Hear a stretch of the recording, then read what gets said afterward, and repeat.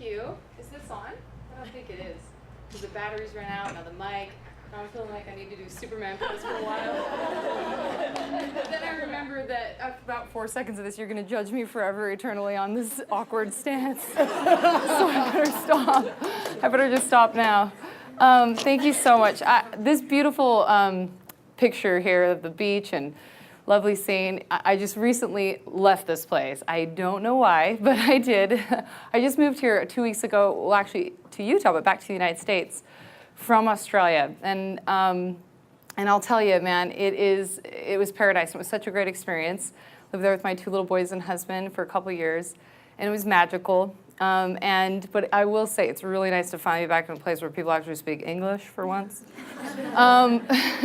So what I wanted to talk to you about today is, and actually I'm kind of oscillating between struggling with the fact that all the women that just went before me are so incredibly impressive, and I'm really intimidated because now I have to end this, and I'm afraid that it's going to be totally this crescendo and anticlimactic. But then at the same time, really stoked that they all build up on this concept that I want to talk about because I can kind of reference it, and I think it'll just help sear it in so much. So I appreciate everybody that talked before. It was so powerful. So I asked myself this question in coming here to speak with you today, which is, what is it that inspires me most? And my answer is vulnerability. And I think that the reason vulnerability inspires me most, I thought about a lot on the 6-hour drive from Salt Lake City to here, is that it is because it's so authentic. And we saw so much authenticity up here on the stage. And I think that that's why we're all inspired and connected and feel so awesome sauce right now. But authenticity is so powerful and beautiful to me because it's the only thing that makes you really want to it's the only thing that's a real influencer, because everybody deep down recognizes authenticity and everybody knows it so to our core.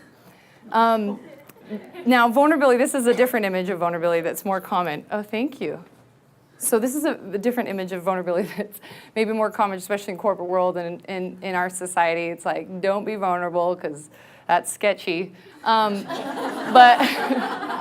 But in my personal opinion, I've learned through my young life that it actually is, that being vulnerable is probably one of the most bravest and powerful things you can ever do. Now, being vulnerable, when we think about it, we're like, okay, being vulnerable with people that we love or people that are really careful with us when we take down our carefully crafted walls, really nice people like you guys here tonight. Like, it's encouraging, but we heard references of stories where people don't treat you very well when you're vulnerable, and they will walk all over you, and they won't appreciate it, and it's kind of that pearls before swine notion. But I actually think if you can press through it, and something I have learned is that if you can be vulnerable with those people, it actually will be the greatest gift to you of all, because the people that will give you reason to doubt that you don't know or have even hurt you will actually end up being the very thing that exposes in you the weaknesses and the places in you that are little parts of you maybe in your heart that are black that need to be cleaned up. And so that's why it's so magic, because they beckon us, people that mistreat us and harm us and wrong us actually beckon us to betterment, and they invite us to forgive, and they invite us to recognize our weakness by seeing ourselves in them and understanding how we can overcome that. So that's the answer for me in response to any objective with another, any kind of cause or effort or work or anything we're engaged in is love. We've been talking a lot about that tonight. And I think the thing that I've learned I need to work on most in this life, and I got a lot of stuff to do. I am a mom of 2 small boys, 5 and 3, and I'm the chief development officer for a charity organization that's a startup, and I'm traveling, and yeah, it's crazy. I'm involved with so many extracurricular things, and it's a lot on my plate. But the number one priority when I actually have the discipline to prioritize it is perfecting my craft of loving people that reaps the most return on investment by far.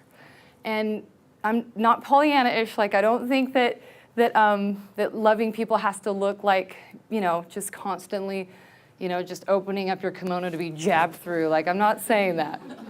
I actually think that loving people and this craft of loving, it can sometimes look like a hard action. It can sometimes be putting your 3-year-old in the corner because he hit, or leaving the partner because it's not a true partnership, or maybe even putting somebody in prison to protect others and themselves. So let's not be mistaken that it has to be a soft action, because I think there's sometimes this notion in our society that love looks like that. Love can be really powerful, really bold, and Superman-esque, but it is, when we know it, when we're being authentic, we know it, we taste it, we get it, and it's so clear. This is a photo of me and my little sister when I grew up in Hong Kong for several years as a young girl. This is from my parents' perspective. This is our backyard. And every day my mom took this photo because these wonderful Hong Kong, and Chinese people would come by, and they'd never seen towheads and redheads. My older sister Annie is adopted. She has this beautiful strawberry red hair.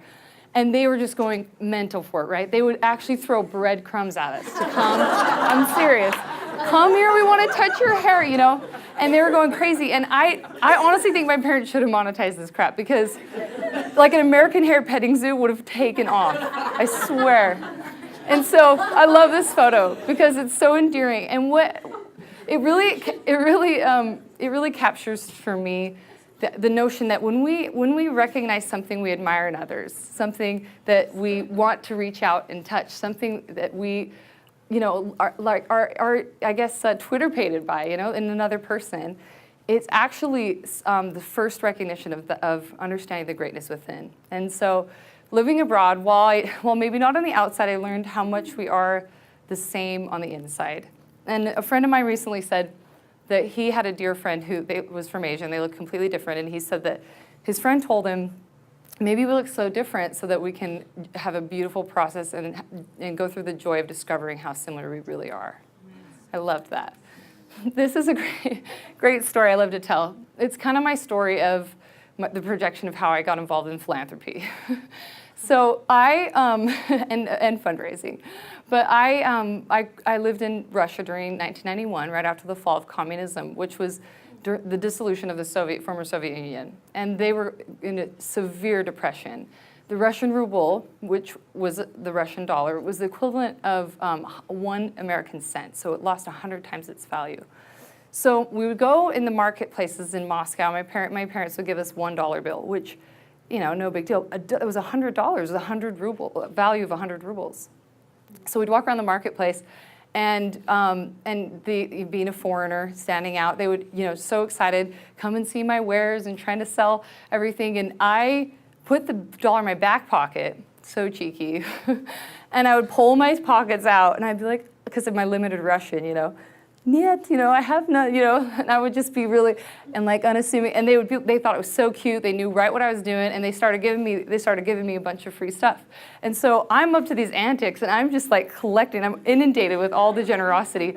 I've got these bags full of like little babushka dolls and like carvings, and I just think this is so awesome, and I like skip in my step, I go up to my parents, and they're like, wow, you got a lot, and I was like, yeah, I still have my dollar, thinking I'm so awesome. And my dad immediately is like totally disappointed, his face. I'm like, oh no. And he's like, Lindsay, these people, they're living in poverty. Like, what you're doing is totally exploiting people. And I'm like, oh my goodness. And I'll tell you, I wanted to return everything, but I probably not enough, because I kept it. No, but I really, deep down, that is true. And that's so bad. But I actually gave so much more the next time I went shopping. I wanted to be like overly generous. And this to me is like a process that I kind of recognize in a moment in time when I realized that when you actually understand something, like truly understand it, it changes you. So I no longer, it wasn't about anything else, like the understanding of what my actions were doing to permeate other people's, that I could be a cause for great joy or great pain.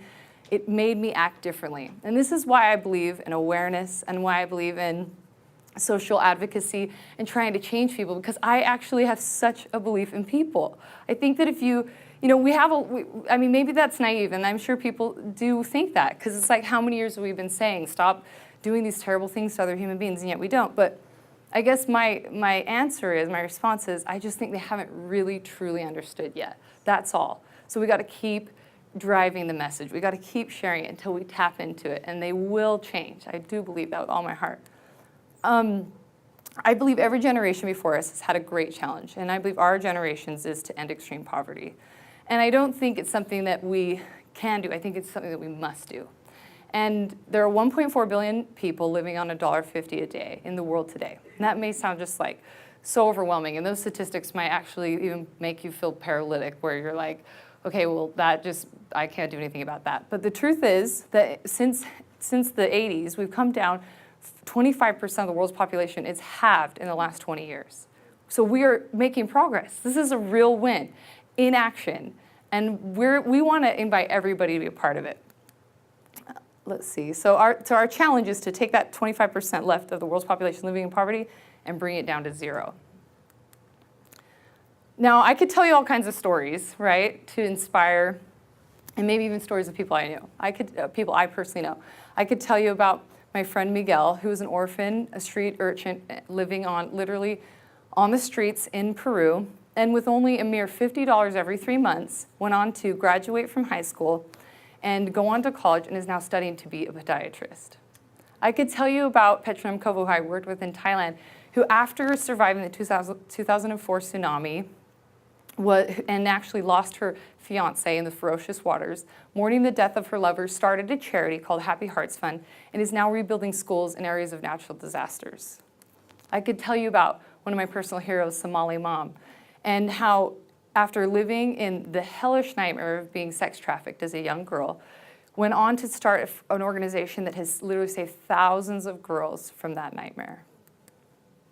Or I could tell you about a woman living in Chad who, starving, walking to a refugee camp, had to choose to leave one of her children behind, because if she didn't, none of them would survive.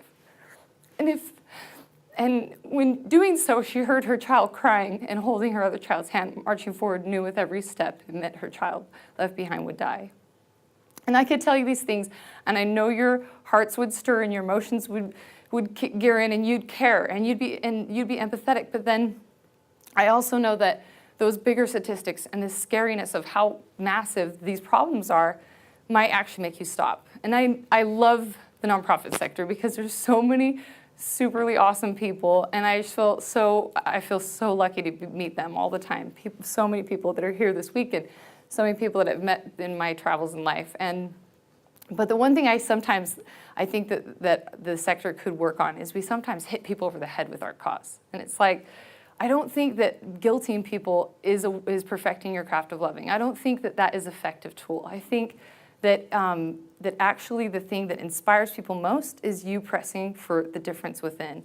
And when you're working on your own challenges and trying to be, the famous Gandhi quote, the change you want to see, when you're actually doing that, that vulnerability to believe in what you're doing is what invites people along the journey.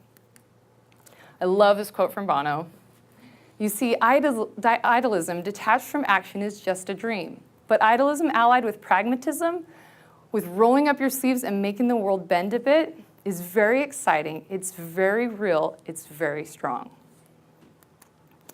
This is me as a little elementary student at South Summit Elementary. I grew up in a hick town, and we didn't have a recycling bin. And my science teacher, my 7th grade science teacher was teaching us about recycling, and he told us that we didn't have a recycling bin, and I'm like, I want to make that change. So I went with him to a local Rotary Club, and I asked them for a $5,000 sponsorship.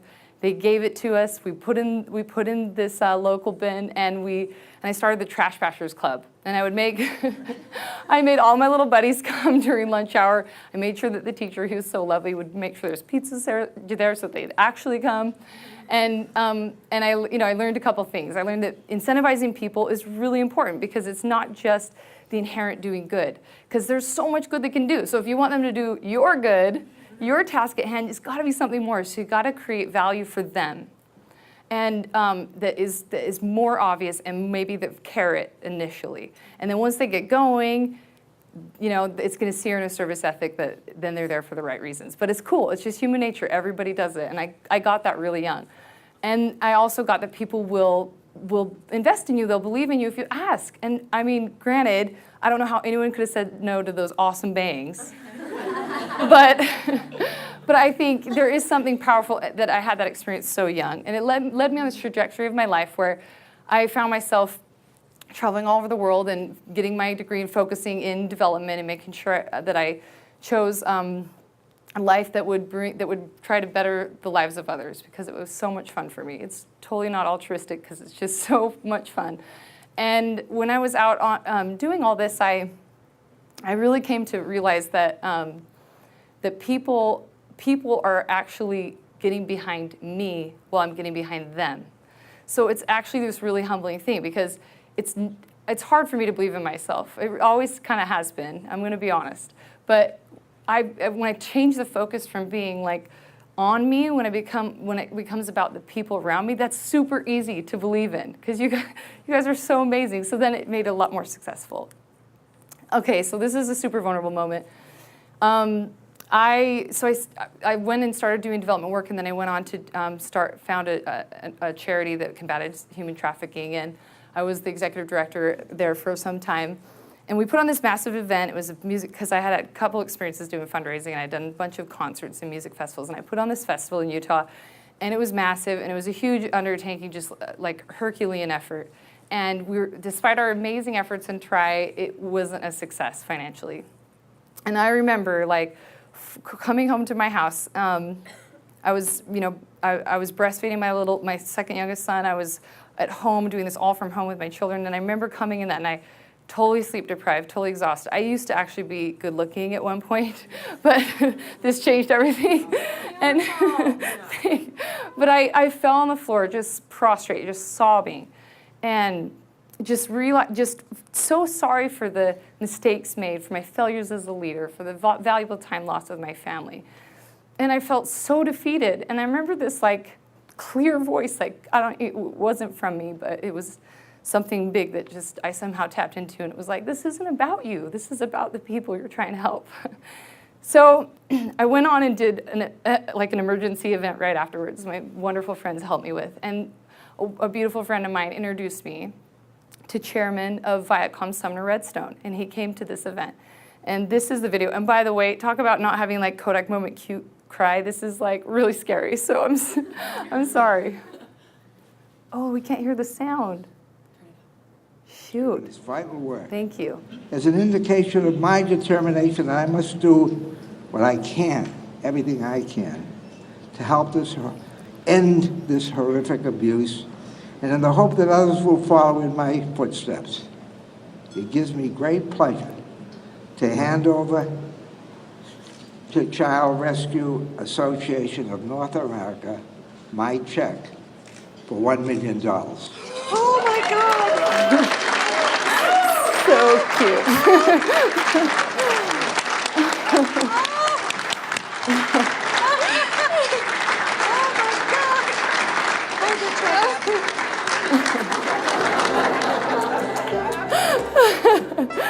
So, thank you for bearing with me through that. Thank you.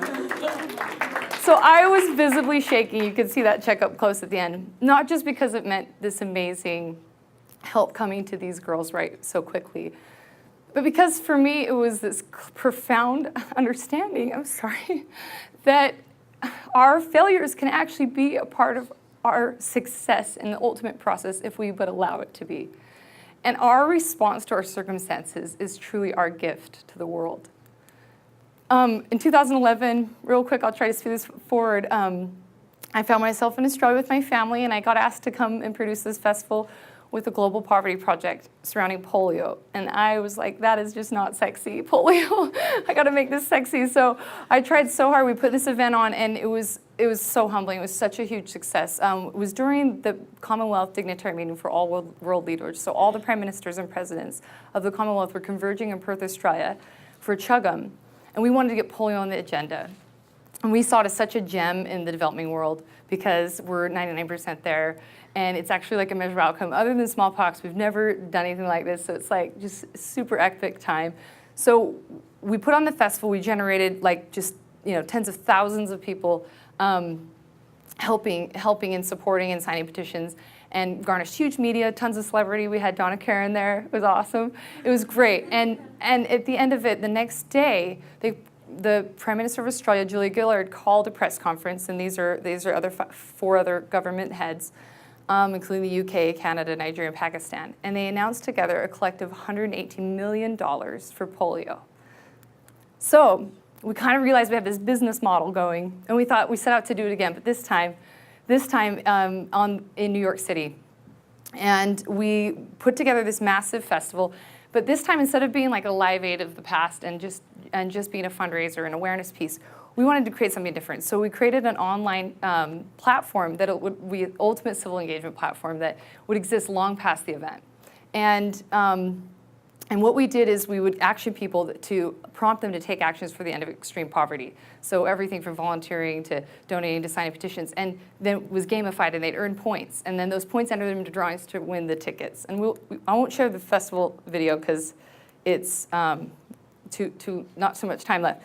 So, but the video, if you want to check it out, you can check it out later at globalpovertyproject.com and watch the video highlight reel. But it turned a huge success. It was the largest charity syndication in history with 15 million people watching. We had 2 billion media impressions and $1.4 billion for the $1.3+ billion was committed in new funds for the world's poor. So it was amazing. So awesome. But we brought on amazing partners and it was not something we just did. Now I'm like this young Mormon mom from Utah. And I know, that doesn't make me totally credible, but I will say that you're investing in others and you're perfecting your craft of loving people will always have a return on investment. And you may not see it in the immediate, like with the Sumner Redstone check. You may not see the good you're doing right now, but whether it's in the future or even into the next life, you will see the rewards that come from perfecting your craft of loving. There's one last video. Is there any time? No, okay. So thank you. Oh my gosh, I'm so terrible, so long-winded. This is a really cool video and it talks about becoming a global citizen. And the idea is that we are all global citizens. We all want the same things. We all bleed the same color. And I'm just so excited to be here and I'm so excited to be impacted by all the good that you do. So thank you, my fellow global citizens.